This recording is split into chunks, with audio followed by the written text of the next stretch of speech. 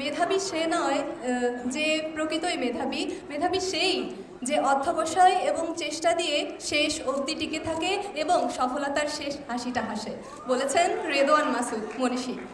আমি উত্তরবঙ্গের উত্তরের একটি জেলা গাইবান্ধা থেকে ইউসিসিতে ভর্তি হয়েছি, ঢাকার মেইন শাখা ফার্মগেটে। অনেক স্বপ্ন নিয়ে, অনেক আবেগ নিয়ে এবং আমার যে কাঙ্ক্ষিত লক্ষ্য সেখানে পৌঁছানোর জন্য।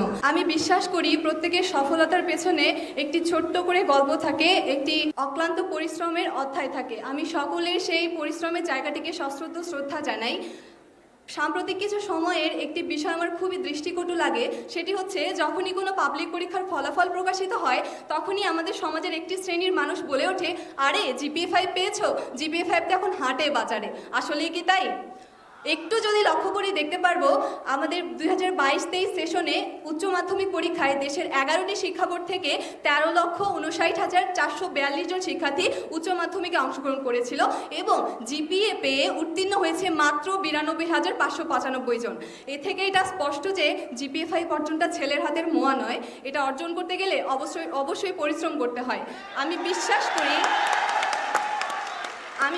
করি আমার সামনে যারা রয়েছে তারা সকলেই, এই যে আজকে এখানে আমরা উপস্থিত হয়েছি, প্রত্যেকেই পরিশ্রম করেছি, প্রত্যেকেই পড়েছি।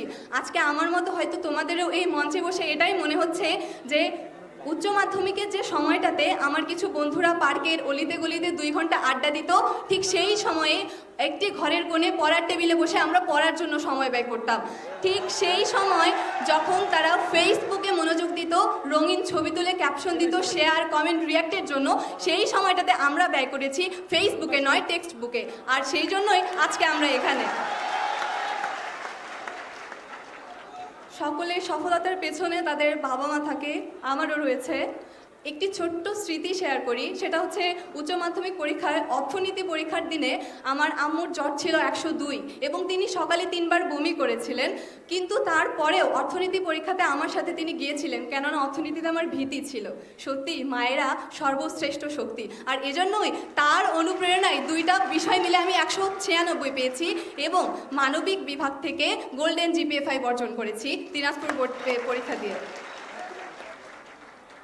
বঙ্গবন্ধু শেখ মুজিবুর রহমান একটি কথা বলে গেছেন, আমার এই স্বাধীনতা ব্যর্থ হয়ে যাবে যদি না আমার একটি বাঙালিও না খেয়ে থাকে। ঠিক সেভাবেই আমাদের এই জিপিএ প্রাপ্তি ব্যর্থ হয়ে যাবে যদি না আসন্ন ভর্তি যুদ্ধে আমরা টিকে থাকতে না পারি, আমাদের অবস্থানটাকে দৃঢ় করতে না পারি। এজন্য সকলের কাছে আমি দোয়া চাইব এবং সকলে নিজেদের অবস্থান থেকে সর্বোচ্চটা দিয়ে চেষ্টা করব যাতে শেষ হাসিটা আমরা হাসতে পারি। এবং আমাদের যে পিতামাতা রয়েছে পেছনে, তাদের যে কষ্ট, তাদের যে আশা আকাঙ্ক্ষা এবং গর্ব করে প্রতিবেশীকে বলা, এই যে এটা বলেছিলি আমার মেয়ে ভাঙা চাল কি উঠাই দিবে, দেখ আজকে সত্যি আমার ভাঙা চাল আমার মেয়ে উঠাই দিছে, আমার ছেলে উঠাই দিছে। সকলের কাছে আমার অনুরোধ, সকল কিছুর আগে আমরা বাবা মার প্রতি শ্রদ্ধা ভালোবাসা রাখবো, সকলে ভালো মানুষ হব।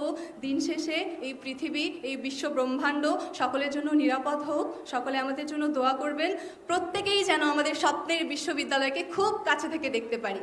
ভুল ত্রুটি হলে ক্ষমা সুন্দর দৃষ্টিতে দেখবেন। ধন্যবাদ।